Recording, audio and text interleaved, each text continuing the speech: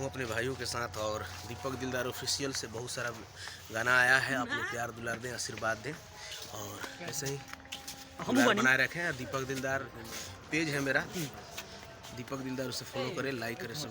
Thank you. 1 minute Deepak ji, भैया selfie में खींच लो।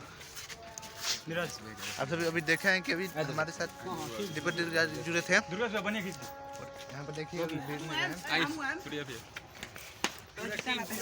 पूरा है रुक गई सब आदमी हम टीम एक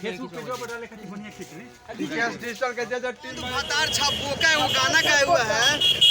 अब इनका नाम ही बता दे रहे हैं कि वो कौन सा गायक है जो भतार छाप बोका भी गाना गा दिए हैं।